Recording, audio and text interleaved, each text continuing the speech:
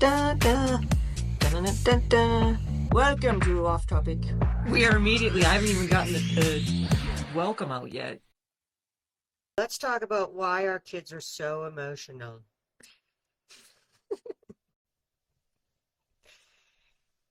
I tell you, this is the number one thing that parents find to be the biggest challenge is the emotional component of ADHD, because it is not only intense, but it is underestimated by pretty much everyone. Doctors realize that it is a part of it, but it is not part of the criteria for defining ADHD. Which is really funny because it should be. Because in autism diagnosis, like, things about emotion are a part of the diagnosis test. And ADHD is basically a self-regulation disorder. It's all based on these executive functioning skills that help us, and emotional regulation is huge. If you can't regulate your emotions, then the other skills, like whatever, organizing, time management, whatever, those are small compared to emotions. And that's one of the biggest things I tell parents all the time, especially if they have young kids, is that's what you need to start working on, because it affects every part of your life. It affects your emotional well-being. It affects your family life, your school life, how you are successful at school. It affects your self-esteem. It gives you social difficulties, like you mentioned. It's also really hard with autism because I found personally, at least, this doesn't go for all autistic people. This is just my experience, but I have a lot of emotions, but I don't know how to express them, and I don't know how to identify what they are. So it's hard for me to identify those in other people sometimes, which makes me seem like unempathetic sometimes or whatever, because I don't know how to comfort someone. Like, I'm just really bad at comforting people, I feel like, specifically, like, texting, like, if people are, like, talking to me and trying to complain about problems or something. Yeah, that's difficult. I have such a hard time verbalizing that kind of stuff, because I don't even know what I'm feeling half the time. So, like, you're gonna come and tell me what you're feeling, and that's I'm the like, push-pull of autism, right? Because ADHD people experience emotions like everybody else, but just intense. Like, the intense level is Mach 4, and they last longer, and they happen more frequently. And autism is kind of like, it's so hard because autism and ADHD are so they similar yet they're so parallel yet conflicting. perpendicular. Yeah, you know, and like everyone's like doesn't really recognize autism sometimes because it's so similar to ADHD, but ADHD is super powerful, which I think is why a lot of my, at least, symptoms with ADHD like kind of show more, because it just is so much. It's so much yeah, more. because with ADHD, emotions come on like bam, and they come on so fast, so frequent, that it just completely overwhelms your system. Well, so yeah, I was about to say, with my thing is I feel so many emotions that I end up getting overstimulated. Like, I overstimulate myself because I'm feeling things, and so my body is like, time to melt down. Yeah. And so instead of like working through my emotions like maybe a neurotypical person would do, like if they're mad, they're like, I need to just like go scream into a pillow or something like that. I am just like, I am going to shut down and stop talking to people, and I am just going to zone out for the next 4 hours because I felt one emotion. And that's the flip side, because with ADHD, kids, they have a hard time. That self-soothing is very, very difficult. So they need longer time to calm down. And they definitely hold on to emotions much longer. They hold on to grudges and bad feelings and all that stuff. Mad this morning, And then I went out and I did a bunch of things. I was like, oh my gosh, this is so great. And then the second I get in the car to go home, I'm mad again. They come in, they're like, but same with DJ. Just talking to them today, and they're saying, I am still so overstimulated from bowling, which was Sunday, 2 days ago. And it's still. No, it's crazy. No, yeah, because I'm gonna be honest, I am still very overstimulated from that. That place was so loud and so much. Like the lights were so light, like they were a lot. Yeah. And then also they played this one Michael Jackson song that had this one xylophone in the background, and it just kept like ding, ding, ding, and I was like, I'm going to blow up so much. And so towards like the last 45 minutes of our stay, we stayed for 2 hours. Towards the last like half of it, like there was maybe like 22 minutes up on our little thing. Yeah. Everyone was starting to shut down, and we were like, we need to leave. Yeah. So we finished the round and we left. I gave my friend my card, and I was like, I'm taking these two outside because they're like sitting in a corner with headphones on, and my sister is about to explode. So I'm gonna bring people outside. So I went and we stood outside and we talked and stuff, and we waited for the other two to pay for their food and come outside. Yeah, but then you guys came home like. Yeah, because we were together. And because once we were out of the building, it was fine. Like, everything was, like, fine. It was mostly just, like, the music and the lights and everything like that. It was a lot. And so people were starting to get upset. And so, like, one of my friends was sitting in the corner with my other friend's noise-canceling headphones on, so my other friend didn't have them, so they were sitting like this. And I was like, God. Find the neurodivergent person in the crowd. It's the one sitting in the corner blocking their ears. Yeah, I was like, oh my God. But yeah, and it doesn't help, that though the emotional regulation development is delayed along with all those other executive functioning skills because they're all located here in that frontal lobe, and ADHD is almost like someone put a wall between the front of your brain and the back of your brain. See, and that's the other thing that's really funny is since I have ADHD, I'm very like sensory seeking a lot of the time. So like going to bowling was great because I was like, oh, there's lights and there's noise and stuff is going on. But after a while, it starts to become repetitive, and that's when my brain starts to like at least with my autism, I cannot do repetitive sounds and specifically repetitive beeping sounds that are like tapping. So flippin' repetitive. Because it's a stim. Like it's different. It just cracks me up that repetitive things drive you up a wall, which I get too. But then you being repetitive is soothing. Yeah, and it's so weird. But doesn't also bother you. It's only like when I repeat things, it's mostly phrases. Like when I'll repeat like audios I hear or something like that, or mimic noises or something like that. But if it's over and over and over again, I feel it in my brain, and it just is so bad. So, if Dad ever watches this, at night, we're sitting watching TV, and there's 2 cup holders, and he puts his drink in the cup. And while we're watching TV, he spins it. He goes, shh, shh. And I have to keep going, stop. I'm sorry. And he doesn't know he's doing it, right? And if I was doing it myself, it wouldn't bother me. But because it is somebody else doing it, yeah, it's so weird. I'm just like, but my thing is like, when my friend is doing something that I very obviously know is a stim, I don't say anything because I know how crappy it feels to have someone be like, you're being so annoying, or blah, blah, blah, blah, blah. So I bite my tongue, and then when I'll go into the bathroom and just, like, take a second to chill out. I'm not as forgiving. When you, DJ and Finn all get together, and they start doing this thing, and they start just repeating things, and I'm just like, dudes, you gotta stop. You gotta stop all repeating.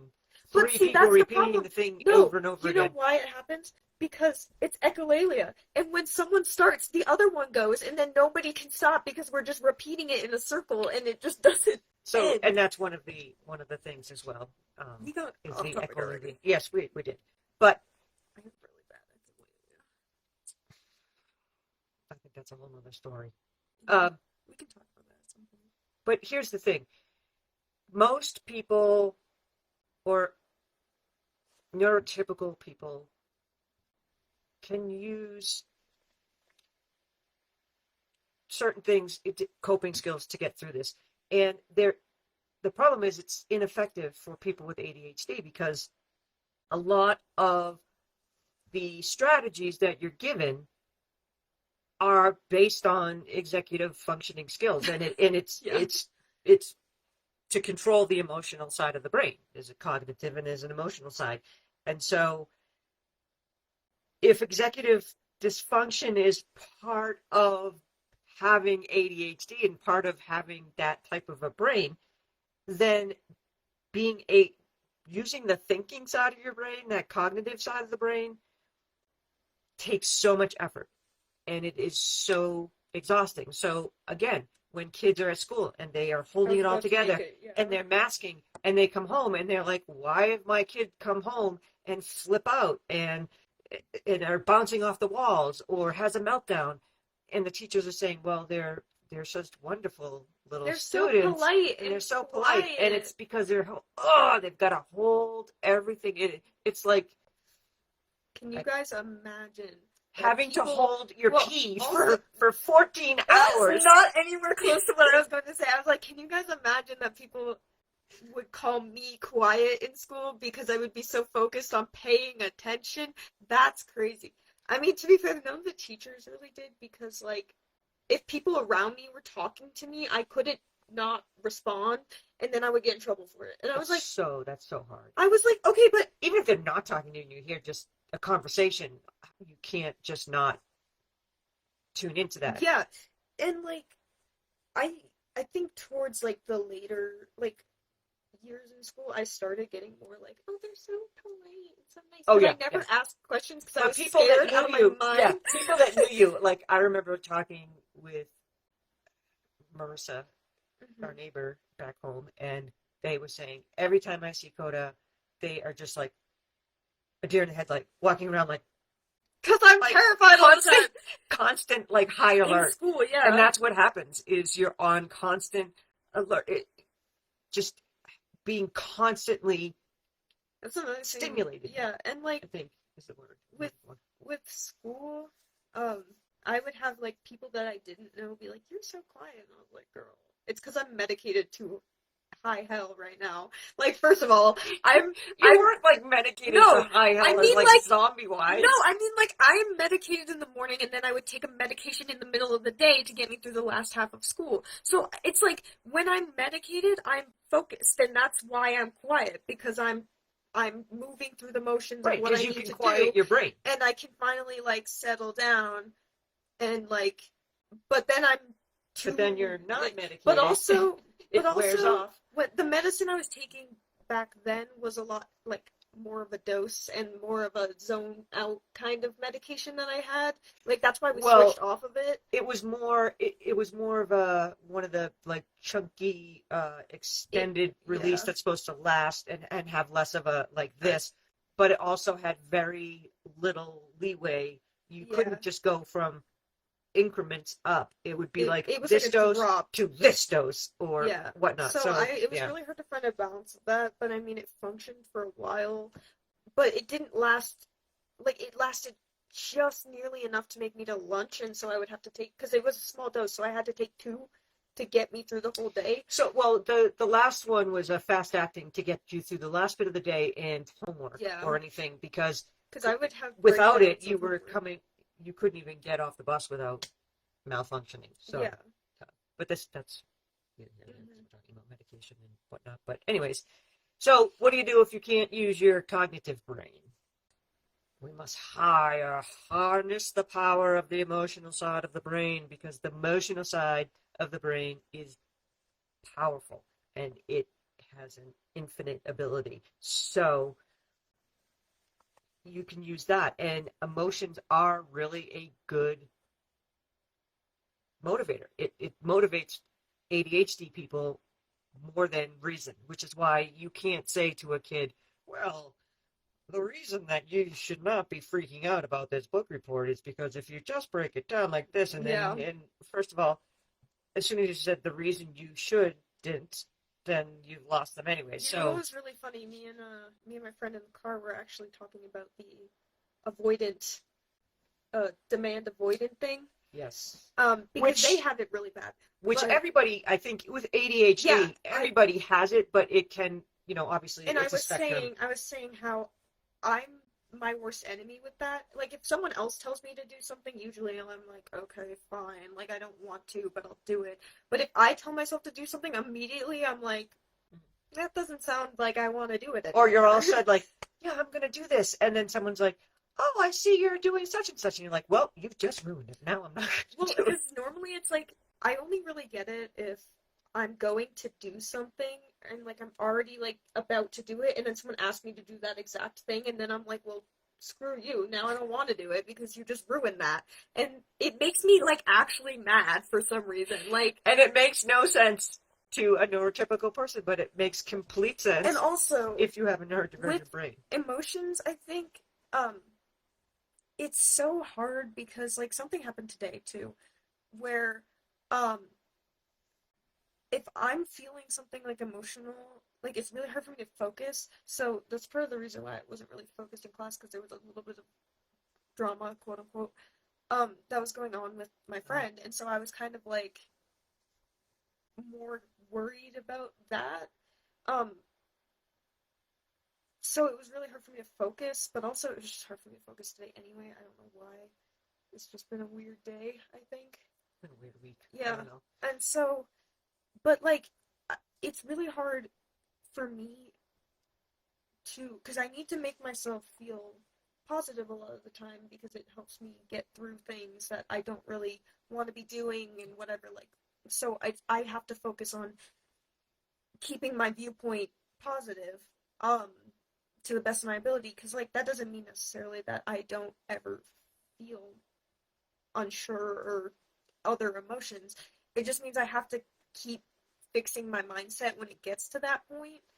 And we're going to talk about that because that's huge. And so it's really hard when you have friends who are probably neurodivergent but are pessimistic all the time about certain things. And so That's hard. you're trying to be positive about something or direct a conversation into a more positive viewpoint because everyone's starting to get agitated and it's just not working. That's why I get frustrated with you sometimes. Because, well, I know you do, and I apologize for that. Oh, So, I know. like, But here's the thing: it is so common and so easy and so, I don't know. The neurodivergent brain tends to go towards the negative, and I'm not sure if that is because as early as you find out you're neurodivergent. I mean, even if you don't find out, you're bombarded with negativity yeah, I think it's towards part of it, towards yeah. you. So I Because I think was really it kind of positive feeds on until it. I started, like, going to school. You were and, fine until like kindergarten, and then yeah. everything I kind of also went just down. had a really bad kindergarten teacher. So, We'll talk about that, but yeah. So we have to work with the emotional side of the brain because it can react quicker. It's less exhausting, and I tell my parents all the time that emotions are contagious. So especially that's if you're why if neurodivergent. yeah, so if your kid comes at you screaming and yelling, and you start to scream and yell, It's just then going to it go back just and goes forth. up. But if someone comes at you, like you were saying, if somebody's coming at you and they're negative, if you combat it with the opposite, um, either being calm or being positive, many times the person will follow suit. So I it's on my thing. Emotions are contagious. You have to be Mm-hmm. calm to see calm. So that is what you need to do as a parent is to not match their emotion. because they don't have that control. They don't have that ability. So you want them to match your emotion. It's like when a kid is crying, if you like freak out, then they're gonna freak out more. Or if a kid hasn't cried yet after getting hurt, sometimes it doesn't really hurt, but your reaction is what makes them freak out Yeah. and start crying. Like So, DJ didn't start crying until you started screaming. I was going to use an example. I was putting my neighbor's kids to bed, and one of them fell and was crying. So I walked in and I was like, "Are you okay?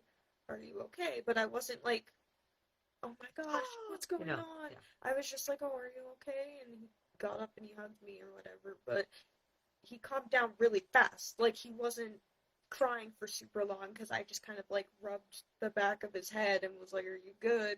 Mm-hmm. And then he was fine, and I was like, "Okay, good night." Yeah. And so it's kind of just how you approach the situation that's going to affect the other person's reaction usually. And sometimes, like when I was having an argument, I say loosely because I was not arguing, it was one-sided. Yeah. This person was mad at me, and I was trying to have a grown-up conversation about this situation that was going on, because I was like, if you would, like, do you want to make this work? Because I'm willing to make this work if you are, but you're not listening to my side, so there's really nothing I can do. And I was trying to be super calm about it, and the whole time they were just coming at me, and I was just kind of like, do we want to have a conversation about this, or are we done? Like, are we done being friends, or are you gonna try and make it work out? Because this is actually really not that big of a deal if you look at it. You're just making it seem like the world is ending because I did this one thing that you didn't like, and I was trying to communicate what happened, and you're just not listening. So like if you, like, yes, I was upset at the time, but I wasn't showing that through like how I was acting. Because I try not to act when I'm like emotional, because I can't, you're not thinking clearly when you're in a negative emotion state. It takes over. Yeah, it's all your really thinking. hard. And like when I was getting broken up with this one ex I had, they were getting really, really mad, and they were like coming at me about all this stuff, and it was actually just like I hadn't done anything that time. Like the thing that happened was not in my control anyway. And so I was being really calm until they started like firing a shot that was like, I was like, no, I'm done now. Because I stayed calm for like majority of the conversation, then to the end I was like, nope, this is what's going on. I'm done. We're not talking anymore. Goodbye. Cause like it gets to a certain point where it's like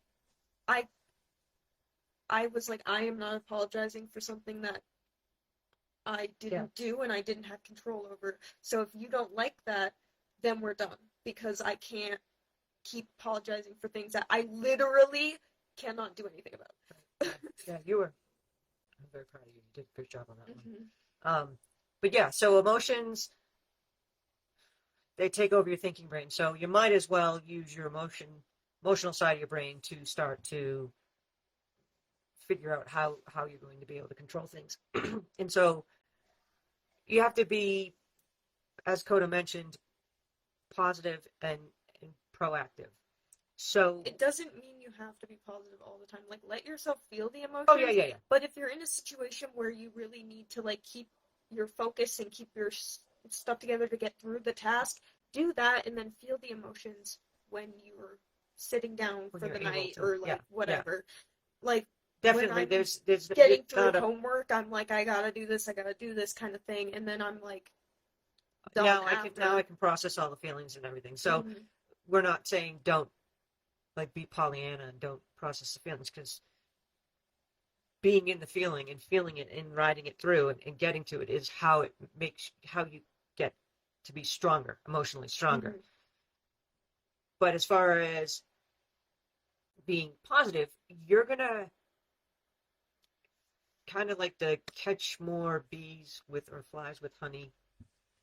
But basically for the ADHD brain to get them to be motivated, to move forward, to get those feel-good emotions. That is how you activate their brain. And don't beat yourself up if it doesn't happen right away, because it took me 19 years not to like I'm kind still of working get on a it. hand on it, and I still am terrible at it. Right, but it's knowing how you can activate the brain by making things fun, getting creative, adding pressure. So like when you add pressure on yourself to get your stuff done, and Yeah. then you can. The ADHD brain needs like a jump start. So an in example, order. I guess, that happened recently, if anyone cares to know. I was having a lot of anxiety, but like my anxiety is so strange because my anxiety is rarely ever about the situation that I'm Yeah. anxious about. It comes out in different forms, being anxious about random things that has nothing to do with the source of the anxiety. So like I was anxious about this meeting I had to go to because I had to go to this National Leaders of Success meeting or whatever. And The nerd brigade. yeah, literally, and I was freaking out, and I was like, "What?" Because I was doing this alone. Because last time I had tried to go with my mom, but we were late, so I was already pissed off about We that. weren't late. It was their fault. Let's just put that out there. So, anyway, I go. I have to talk with like people that I have no idea with like who they are, which is not really that big a deal to me. Like I'm fine with talking to strangers. Like it's not awful. But I was going in like I don't know what I'm doing here. You know, like I'm just here because I qualified for a 4.0 GPA because I had only taken art classes and a writing class prior. Don't downgrade your grades because you put work in, you That's put the true. effort But in. like, But again, you also factor in you had a whole day of class. You yeah, had this 3-hour wait no, before the thing. yeah. So I was at school for like almost like 8 hours. Yeah. Like I was Yeah. there for a long time. I got there at like 11 something. And then And then I was there till 6:30 p.m. and I had to leave. So I was already like done, and I was doing homework in that time period before that class, so I was like I had no break. And so I'm freaking out about something completely not related to the reason I'm actually anxious about. I go in, I'm like trying not to be so like grumpy because I don't want people to be not able to talk to me because the whole point of the meeting is we have this commonalities networking practice that we had to do. So I was like, I don't want to be like that person who's like pissed off during the entire thing because I wasn't. Like I just was angry because I had to be there that late and I did not want to because I was tired and I wanted to go home. And so I was like, okay, this isn't like that bad. And luckily I was at a group table with people who also had no idea what was going on. So like I felt better about myself because I had this worksheet in front of me and I was like, I don't know if I'm supposed to start filling this out now. And I was talking to the group. I was like, what do I do? So I was less anxious and I even like talked into the microphone at some point, which was like a little bit of a thing. Not for very long.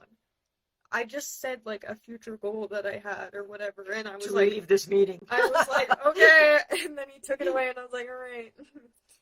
But like, I had to continuously keep telling myself like, it's not that bad, like it's fine, because like otherwise I would be so miserable the entire time, and I would have a terrible like hour and a half of my life. So, um, it's really like talking to yourself that is gonna like change the way you handle emotions. And then I got home and I kind of just like shut down and I was like mom and dad were asking me questions and I was like I can't even answer you right now. But that's what we were talking about, being proactively positive, because it will help with those behavior problems. If even though in the ADHD brain there's a constant narrator going on, and it depends on what the narrator's saying. So if you can start to help your kids train the narrator to talk more positively, it's tough. even today, DJ unfortunately has to get their wisdom teeth out on Friday, and they are freaking out. Like, shut down, will not talk. We were doing one for yes, two for no kind of thing today, trying to get through this whole thing. And one of the things that we did talk about was and I say this to you too, like when you hated your ceramics class, and I said, try to find like I one thing. hate the actual act of doing ceramics. I was mad because the teacher was not Right. good. So let's try to find one thing that's positive about the I class. actually What can you miss look forward ceramics to? so much. Right. And so that's what we were talking about today is what can you look forward to? Let's not focus on the surgery. What are some things that you can look forward to that you're going to be able to lay on the couch for 3 days and eat all the ice cream Yeah, you the want only reason and I whatever? got through my meeting was because my friend was like, "Do you want to do something after your little meeting thing?" And I was like, "Okay, this is the only like motivation I Right. So you have to find something actually that you like can look do forward to, this." or motivate yourself. So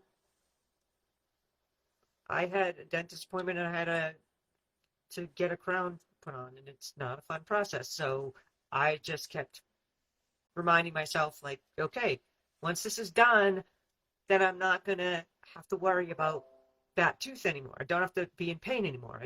So psyching yourself up. I did not want to be there. I didn't want to go through that, but I was trying to look forward to what would be the results. And when your kid gets really good at that, it's going to help them much better than the typical coping skills. And then, not that you don't teach the coping skills, that's something you do not in the height of something. Yeah. You start working on those again proactively. Because I So like need with my coping skills for my anxiety, right, but but we started with the emotional side first. yeah, so what I had to do is like I with my anxiety learning like the breathing techniques, learning like how I need to like get like what I need to do to get my mind to a point where I can start changing into a positive and like more logical outlook because I can't just like I'm freaking out, I can't breathe, and I'm trying to be like it's fine, because that's Like, not going let to me do work. my breathing. Let me do, Because like so what I end up doing is like I have to regulate my breathing first because you can't think if there's no oxygen going to your freaking head. Um, and then I am like, okay, normally I have to text my mom because I'm like, I don't care how old I am. I need someone to start the logical thinking process for me. Like soon I'll be able to do it by myself, and I can mostly do it by myself. But if I'm still worried while I'm doing that, I have to ask someone else to be like, yeah, if you get to a please point where pull me out of it because like I was about to start crying and I was like in the middle of this big school. I'm like I don't want to start crying right now. So I have to be like sometimes I need someone to pull me out of that because I can't do it by myself. Like I'm usually pretty good with doing it by myself, but it's like ugh. Because there was at one point my med doctor, I was talking about how I was lonely and I wanted more friends, and he was like, well, maybe you should go back to school. And I literally lost my mind. I was so upset. And now I think about it, it's kind of funny because I was like really, really sad. But here's the thing. And mad. You left and we had a conversation and I was crying. I'm like, I cannot do that. Do you understand? Yeah. I cannot put I cannot put them in that environment again. So it was a very touchy subject. Yeah. And luckily, I was just like, yeah, well, nope. So it didn't happen. But I was like, I kept by going back not and forth. pushing you, you kind of just came around. And I was like, I guess I kind of was like, I want to do art classes first. Like I only took one class to start at an early college, and it was a painting class because I was like really into painting. I still am.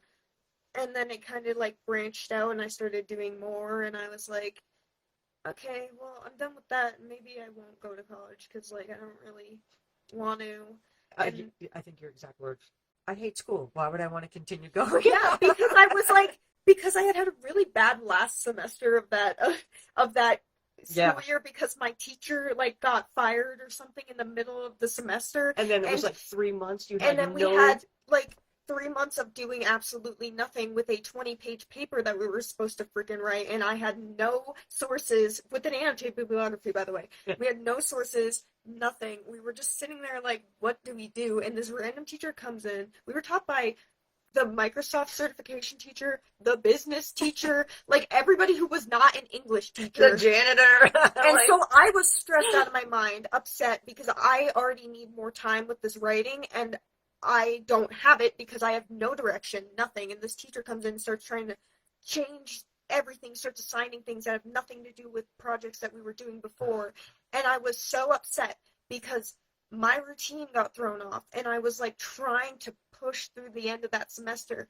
And it ended up, we got our paper cut really short and then we got the sources we needed cut short so we didn't have to do as much work because they were like, sorry for doing that to you. But you had done so much work that the new teacher was just like, this is amazing. Like she was so impressed. Also, we were supposed to do this presentation. I literally just stood up there and talked about how much I don't like Elon Musk and how much I don't like SpaceX and all that. And she was like, "This is beautiful, bravo, amazing." bravo. I was like, "Girl, I just hated on him for like 40 minutes," and you were like, "Yeah, let's go." Yeah, routine is tough when you rely on it. That's part of why I was so scared to not be in school anymore, which is I think what drove me to go to college more is it helps me have a routine, and without that I'm like I can't just not do something. That was the worst part about pulling you guys out in homeschooling, because I'm fine if someone else makes the routine. School was great. I could get them to school. I could help them do that. But then when I had to make up the school and put a routine in place, it was a lost cause. But so we've talked about like emotions, and I was reading an article, and they were saying, oh, well, here's some of the things. These are the 3 like emotions that will help bolster self-regulation. And so I'm reading this article and I'm going, wow, like I find out that I do a lot of stuff just out of innate whatever. Like when you were little, I used to do all this stuff, and I found out that I was actually doing OT with my kids and I didn't even realize it. Which is crazy because it's like I don't know. This is kind of off topic, but it's like in my brain right now, and so. And now it's gone. Yeah, now it's gone, of course. Okay, well maybe it will click back in. Maybe. So they were saying, here's some of the.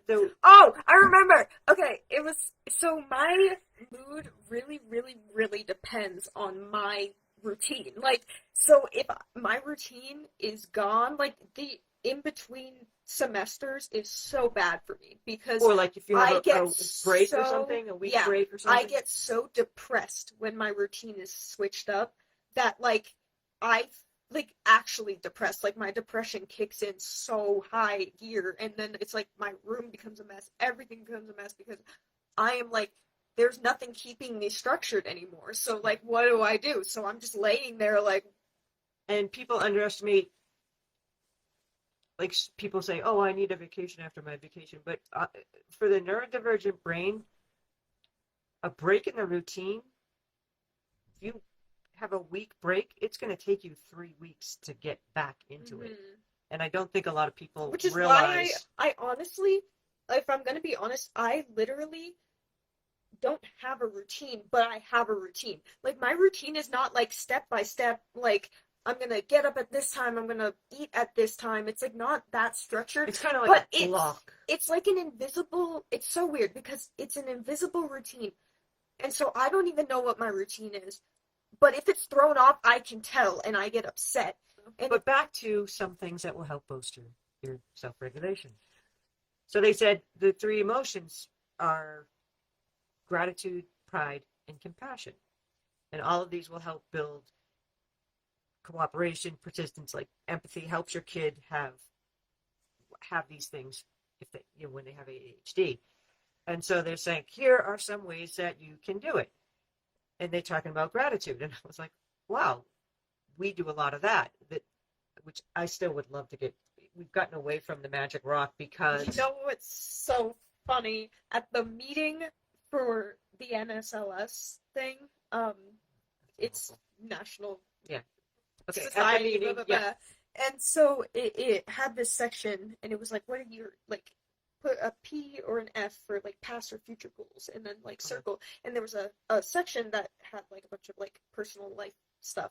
And one of them was get adequate sleep. And almost everybody in that group selected that as a future goal that they really wanted to succeed. And I'm like, you cannot put that as an answer for college students because none of them get any sleep. They're all up, especially if they're in this thing and they have a 4.0 GPA. They're staying up till midnight doing their homework because they cannot. And then you throw on bear. a neurodivergent who can't sleep anyway because their brain's all screwed up. And so it's like, that's the thing is like, what does it have to do with the gratitude?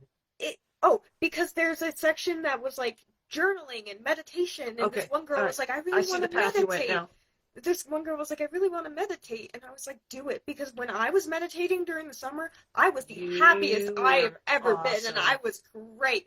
I don't have the time anymore because my classes are just on me. Same with me, and I've had to like revamp of what I consider meditation and and how long and whatnot. But so we're talking about gratitude, and we have this thing called the magic rock.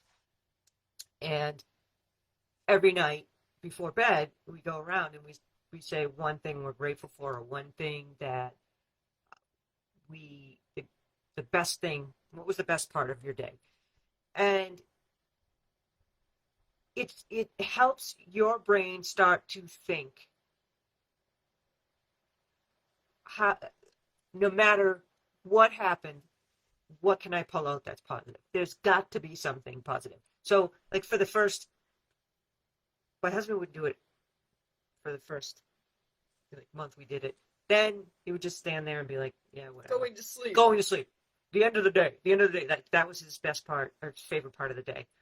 But as time went on, it got him, like, he would really start to think like, okay, and have to find something positive, and not just that standard answer of the end of the day. Like kids, what's the best part of school? Recess. Like, it starts to really make you think, and starts to open your eyes about all the great things that you do experience in a day. And one of the things that you had a hard time, and my friends even got in on it. Like, if I was on FaceTime with people, we'd be with the phone. Okay, you do the magic rock, and it's been hard because we're not all going to bed at the same time and whatever. So it's a little bit more difficult. But it really did help.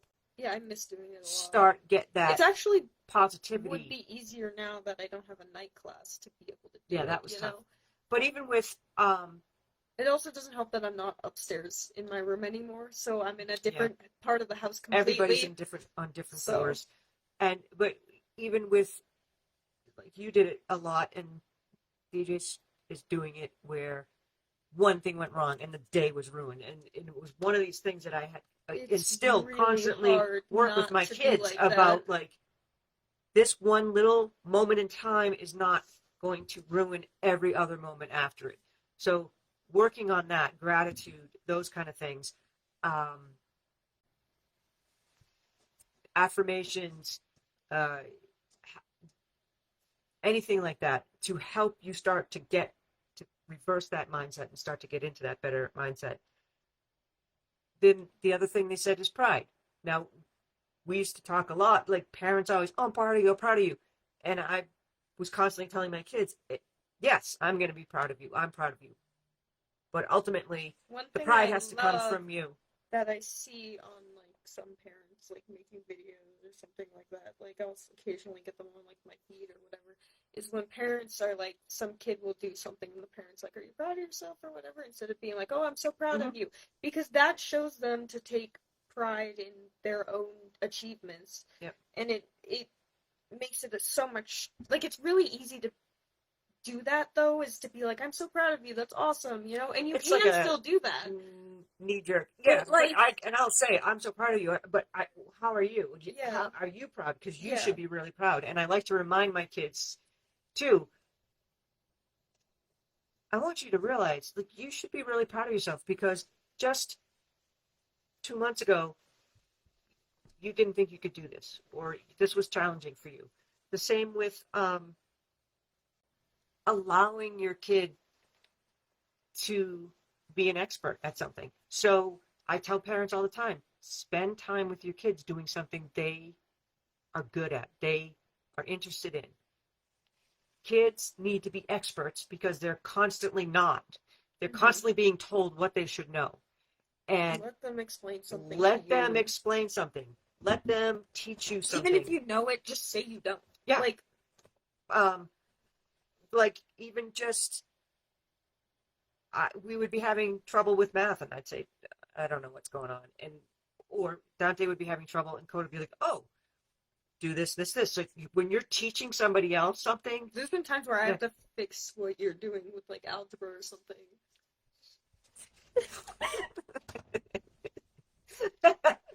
Wait till geometry, baby. We've already like hit like kind of in that zone, and there's a whole section that has geometry in the first half, and I'm like, we're done. Like the word geometry is in there, and I'm like, oh. We gave up on geometry. Yes, Emily, I am very proud of Zane when you showed me that he's been making his own bread. I don't even make my own bed, and I'm 19 years old. I'm 54, and I don't even make my own bed. So that's great. So things like that, and not gushing all over them, but just being like, I make my bed once a week, and then whatever happens, happens. Yeah, or just being like, hey, dude, I saw you made your bed. And that's the other thing, too. Not just saying I'm proud of you. Noticing when your kids do this. They could not make their bed for 40 days, but the one day they make it without being asked and you miss it, they're going to remember that. Yeah. So pay attention. Make sure that you are noticing the good, noticing when the kids are doing good, because that's another way that they're going to be, you know what made it so that hard? feel good and they want to continue doing it. And it'll make their overall like self-image better, which will make handling their emotions better because they're like, oh, I can do this, and it makes it easier to transition into talking positive if they already have a positive image of themselves and their work. And then that leads to having a positive toys before bed. Girl, you should see my room right now. If we went downstairs, but also working on that, because then when they have a positive self-image and they're solid at that, someone else can't come in and tear it down. Mm-hmm. And that's a big thing, because if you've got these kids with ADHD and they're constantly bombarded by negativity, and then someone comes in and starts chipping away at them, if they don't have that ability to be positive and have a positive view of themselves, then yes, that person is going to get in there and snuff out their life. Mm-hmm. So that is huge. The other one was compassion, which it's hard to teach compassion sometimes, I think. Yeah. But I think we all kind of, I think it's more of a learn by example. If you're right, but also if you're treated with compassion, you start to learn how to be. It's really hard to transfer home attitude into school attitude from personal experience, because school, at least for me, is such a negative place that it's like hard, because school is a place full of expectations, and even if it's not like specifically said that there's expectations, grades are a thing, and that automatically puts expectation and pressure onto a kid, even though when you're younger, grades aren't really important until high school, really. And so it's like, but it still is like, teachers are like, this is important, this will help, this will be in the future. No, it won't. Nobody cares about your grades in elementary school, in college. Like, they're going to look at your SAT things and your high school records and stuff like that. And even that you can be a solid C student. That does not mean don't try. Right, but you can be a solid C student, please. But have the things that you need to be in college. You can have that positivity, you can have organization, you can have motivation, you can have those things. The grade is just. And so that's the thing, is it already puts on like that giant like feeling of expectations and tests and things that Yeah. exist. So it's really hard to go into school with like the same attitude you have at home, unless Especially, and that also attitude at home if the is already parents, negative. right, and if the parents are already putting the pressure Please do not, like, personally as a on kid, if top of that, you are like, you got a B, that's bad, chill, because like, please, chillax. because it's hard to even get a B in certain classes. Like, I am riding with 2 Bs in both my classes right now, and I am fine with that, because I am like, I'm passing and I'm not failing and I can do it, because these classes are kicking my butt so hard that I'm like, normally, like, I'm so used to having A's that it is kind of like hurting to see that I have lower than an A. But these classes are so difficult for me that I'm like, I'm good. I'm fine with this. I will accept it. I'm just like, I dude, got an you 85 on my math test and I was like, let's go! I passed! dude, see her above, see her above. I went to my friend's Juniper's house recently because we were going to a event or whatever, and I go there and then we drive to the location together. Because it's just easier because she's in the town and I'm not. And so when I come over, she doesn't like deep clean or anything like that because it's just me and I've known them since like 2018. So I go in, their room's like kind of tidy. It's like not super bad. They're like, it's chaos, but it's organized chaos, and I know where things are, and that's all that matters. And I was like, Hey, okay. there is something to be said about organized chaos, man.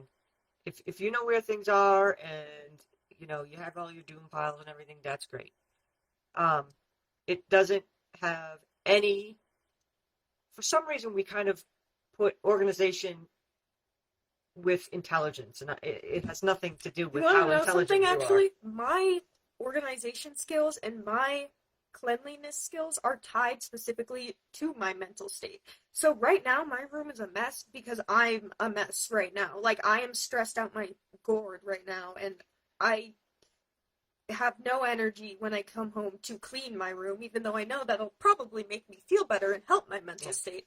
I'm like, if I'm stressed, my room has to be stressed because it's not fair. It's got to match my mind.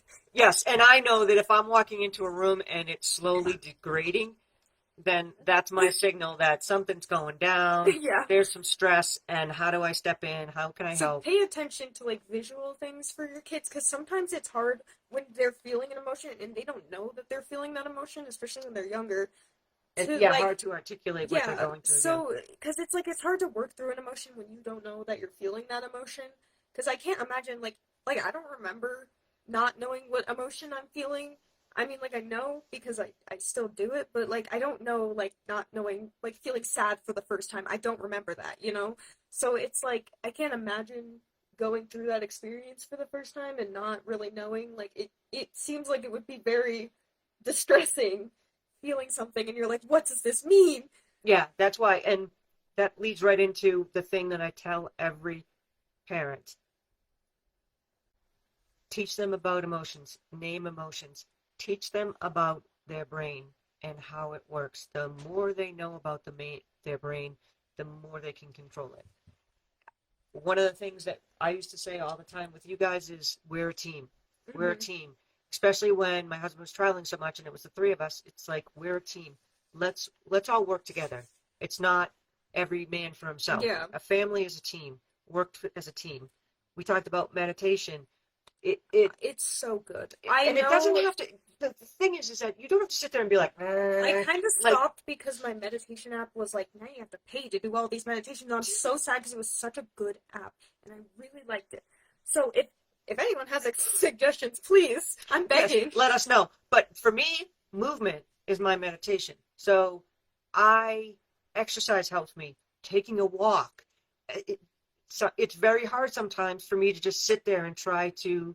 Going outside today, it was nice for the first time in quite a while. So I was like, my friend was like, do you want to go out and do something since it's going to be nice out? And I was like, I need to. Yeah. I like absolutely need to because I need to be outside. That's why they have like those meditation paths that you can walk on and whatever. So don't be fooled when you hear meditation that you have to sit there and be like, It is you nice know, to do that it sometimes. is, but there are many ways to meditate. So Mhm. if that's something that you are Reading interested is in, meditating too, because hmm you're focusing on one thing and your brain is centered on that. And that's, I guess, why reading helps a lot of people go to sleep, because it helps slow your brain down and you can read and just focus yes, on one thing. And that's why audiobooks helped me fall asleep as a kid. And that's why, like, noise in the background helps me fall asleep, because I can focus on just that until I fall asleep. So it right, gives less room for a bunch of thoughts to be bouncing absolutely. around. That's another thing for sleep is You, when you try to shut down with an ADHD brain, if you don't give it something to focus on,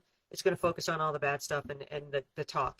So, and also the whole thing about positivity and compassion. it helps you sleep better.